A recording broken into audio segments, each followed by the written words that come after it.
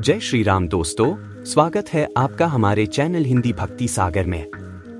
आज हम सुनेंगे नीम करोली बाबा की चमत्कारी दिव्य दृष्टि की कहानी। तो आइए शुरू करते हैं। नीम करोली बाबा को हनुमान जी का अवतार माना जाता है। यह घटना उस समय की है जब एक किसान भक्त कैंची धाम में ठहरा हुआ था। कैंची धाम महाराज जी के आश्रमों में से एक प्रमुख स्थान था जहां भक्तों का तांता लगा रहता था। फलों का मौसम चल रहा था और किसान भक्त के बागान में फल पकने के लिए तैयार थे। किसान भक्त का मुंबई और अन्य बड़े शहरों में अपने फलों को बेचने की जल्दी थी ताकि उसे अच्छी कीमत मिल सके।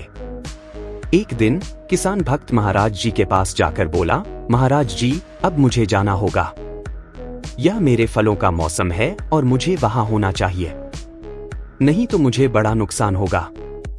महाराज जी ने किसान भक्त को देखा और मुस्कुराते हुए बोले, नहीं नहीं, तुम यहाँ रहोगे, तुम कल जाओगे। किसान भक्त थोड़ा चिंतित हो गया, लेकिन महाराज जी की बात को अनसुना करना उसके लिए संभव नहीं था। हर दिन किसान भक्त उनके पास जाता और पूछता, महाराज जी, अब तो मुझे जाने दीजिए। और हर दिन उनका वही उत्तर होता, नहीं, कल जाओगे। इस तरह 15 दिन बीत गए। हर दिन किसान भक्त की चिंता बढ़ती जा रही थी। भक्त सोचता था कि मेरे फलों का क्या होगा, वे तो बहुत ज्यादा पक जाएंगे और मुझे नुकसान होगा। लेकिन महाराज जी का आदेश सर्वोपरि था। अंततः 15 दिनों के बाद महाराज जी ने कहा, कल मैं तुम्हें भेजूंगा, इस बारे में निश्चित रहो। किसान भक्त ने राहत की सांस ली और अगले दिन आश्रम से निकल पड़ा। जब किसान भक्त अपने बागान में पहुंचा तो उसने देखा कि सारे फल पूरी तरह से पके हुए थे। उसका दिल धक से रह गया। उसने सोचा, महाराज जी ने मुझे नुकसान दिया है। सारे फल बहुत अधिक पके हुए थे और उन्हें केवल कानपुर या इलाहाबाद के स्थानीय बाजारों में ही भेजा जा सकता था, मुंबई नहीं, जहां उसे बेहतर कीमतें मिलती थीं। किसान भक्त ने अपने फलों को स्थानीय बाजारों में भेजने का निर्णय लिया, थोड़ी निराशा के साथ। उसने सोचा कि मुझे इस बार काफी नुकसान उठाना पड़ेगा।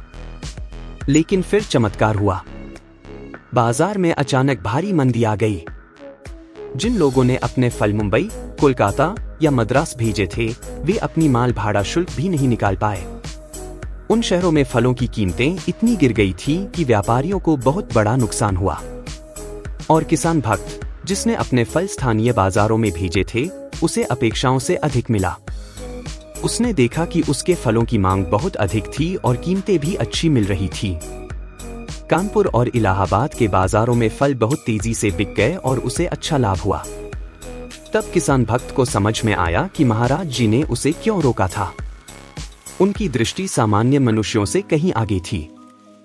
वे जानते थे कि बाजार में क्या होने वाला है और उसे सही समय पर सही निर्णय लेने के लिए प्रेरित किया।